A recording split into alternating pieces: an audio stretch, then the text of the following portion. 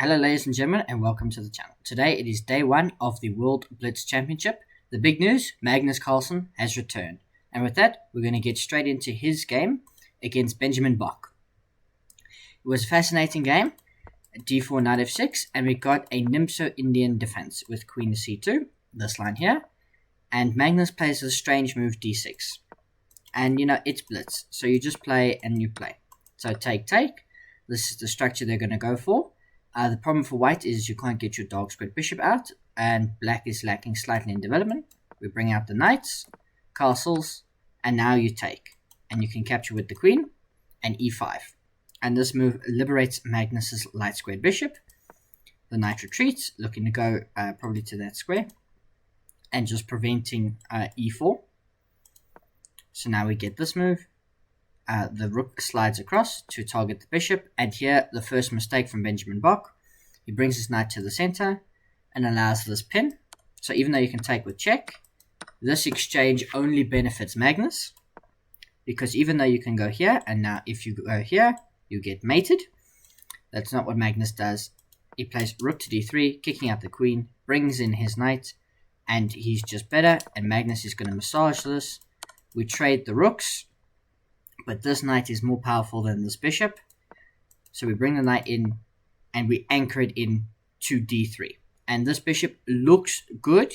This knight is more powerful. It's controlling key squares. If I can draw arrows, it's controlling all the key squares. It disallows the queen from seeing the d-file. And it's so powerful. Magnus clearly better, but not absolutely winning just yet. It requires more shuffling, more conversion. And they keep playing. So we get a trade of queens. And this is the endgame Magnus has got to win. He's got a minute 16 versus 6 seconds. Will he win it? Maybe. The bishop retreats, the good move, only move. And now the king comes in. And here, a blunder. Check. And we get this pawn. And we can escape. Even though you can trade, this is a winning king and pawn endgame. And Magnus will clearly win this. He just needs to get in. Take. And oh no! Here, Magnus Carlsen blunders a stalemate trap. This pawn controls this square and this square. And when you go here, we go here, and it's now a stalemate. Because what can you do? You can't go to any of these squares. So if you take this pawn, which would be the only way to proceed, it's stalemate. So Magnus Carlsen blunders a stalemate. But he does, we'll check in on him again later. One game we need to look at, Hans Nieman, Fabiano Caruana. Both at this point were 4 out of 4 before they met. We got Hans with the white pieces, and it was a Sicilian defense with this Rosolimo. And this is how Fabi chooses to play it. Hans doesn't capture, he castles and allows Fabi to play knight g to e7. And we get this exchange of knights in the center. And Hans tries to strike at it. Fabi ignores it, attacks the bishop, and we get this position. And the players so far, Hans hasn't spent much time, Fabi hasn't spent much time. They know what they're doing. But Hans makes a slight mistake. It's Blitz, so these mistakes are minute, and you can fix them with minimal time, because you need lots of time to study the finer details. And now the position is level. And we're going to play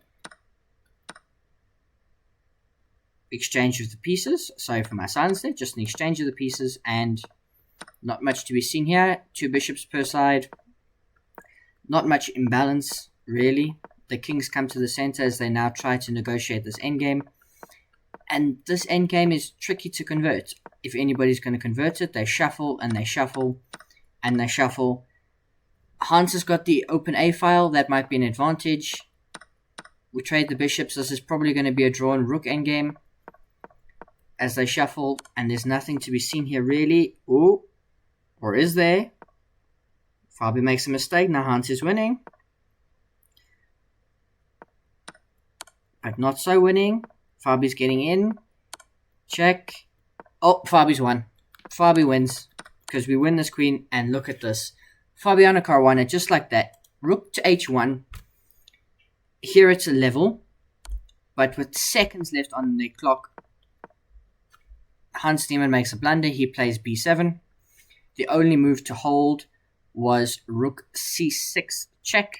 This is the only move to hold, allegedly, according to the computer. Instead, he plays the human move b6 and allows this, because even though you go here, check, and the king gets there, and now you can't stop this pawn from queening. So Fabiano Caruana wins. Now we need to go to our next game, and it might spoil it. It does. Arjun Erigaisi versus Wei Yi. Incredible game from Arjun. He defeats Wei Yi. Then it's another Nimsa Indian, but this time with f3, not queen to c2. And we get all the way here. Take, take. And Arjun was also playing well. Arjun was also one of the early leaders. And we get here. And so far it's level. The Nimsa Indian, one of the sharpest variations, one of the easiest ways for black to equalize if they know what they're doing. Wei Yi makes a mistake though with knight to g4. We take the rook. And the queen comes out here. Not the most accurate move by Arjun, but it's already pretty bad. And once again, he's quickly regains composure and he's winning. Check, takes the bishop. And there's nothing to be seen here. Arjun mops up Wei Yi. And Arjun wins against Wei Yi. And so the next game I must show you is Fabiano Caruana versus Arjun Erigaisi. This was a good match. It was a French defense. Sorry, I had a brain fade there. It was a French defense with d4, d5, and we saw this in the World Championship. I don't know how more times I've got to cover this line. We saw everything except g3. In this position, we've seen a3, we'd seen previously f4, but instead Fabi elects to play g3, and they do what you're supposed to do in a French. Arjun firing everything on the queen side, Fabi throwing everything on the king side. Some slight inaccuracies, but it's a level position, and it's level all the way up until here. This was a mistake by Arjun. Here it was pretty bad, because the true error was knight b6. This was the true error. Instead, he had to play bishop a6, trading the bishops off immediately. Because what you'll see he does in the game, we allow the knight in first. It forces the king to move. And once you get here, it's not good enough, because even though you can kick the bishop back, and now, after allowing the knight to f6, such a strong position, now trading the bishops is no good. Fabi doesn't convert in the right way, but is very quickly winning. And here's something strange happens. Arjun loses. And I don't know how. I don't know if he resigned, or if there's a malfunction with the clocks. Maybe he resigned because he thought he was lost. This is a level position. Like, Fabi is cleanly winning, but if you just take on d4, this is a level position and actually completely holdable for black. So I don't know what happened. Fabiano Caruana gets the W, and we move on to the final game of the video. And we can only end with Magnus Carlsen. Magnus Carlsen is Shakhriyar Mamedyarov, Magnus with the black pieces. And then we get a Trompowsky, and Magnus elects to play g6. And you'll look at this, and it looks almost like a London. It's a London, except the bishop's over there and not over there. And, you play this like a London. So far, so normal. Everything looks fine. Magnus here makes a blunder. Magnus, well up in time, is playing extremely quickly. Here, there's, it's better for black, except if you go there. And the only winning move here, to prove advantage, is bishop takes g6. You sacrifice the bishop. And I imagine the idea, is here, and you get the fork. King slides over, you take the knight. And this is better for Shakhriyar Mamedyarov. Unfortunately, he doesn't find it. He plays bishop to c4, getting his bishop out the way, and this allows Magnus to swarm. And this is no good. The bishop is hanging, so you attack the knight. The knight jumps into the knight jumps into c2. Shakhriyar takes on f6, but the in-between move by Magnus, a mistake. The winning move here is either queen takes f6 or bishop takes f6. Rather take there first, because you can take. But I take the knight, you take there. And now it's level once again. Queen to c4. And now we hit the queen. The queen slides over. And Magnus just plays the improving move b6, getting it out the fire of the queen.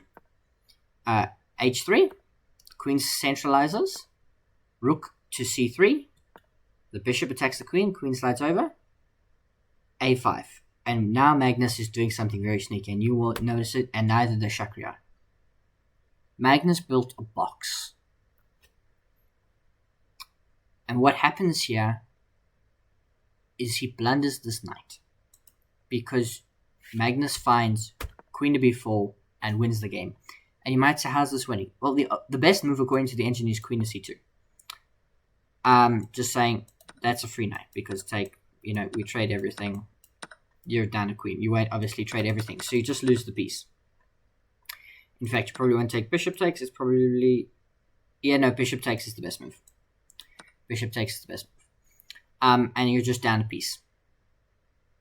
So he blunders that, and you might say, well, what if I take the queen? You take the queen, I hit the rook, and the rook has to slide out the way, and you lose the piece. So Shakrio drops a piece, Magnus Carlsen wins, and at the end of the day, Magnus Carlsen finishes with 6 out of 7, drawing, as we saw, the stalemate against Benjamin Bok, and 1 draw against Sam Shankland. 6 out of 7, he's amongst the leaders. It's still very close after the first day, but I hope you enjoyed the video, as it will have said on the tab there. Comment suggestions down below on how I can improve these videos, on what you'd like to see covered. And I hope you have a good day. I will see you for not round number 2, but day number 2 of the open section.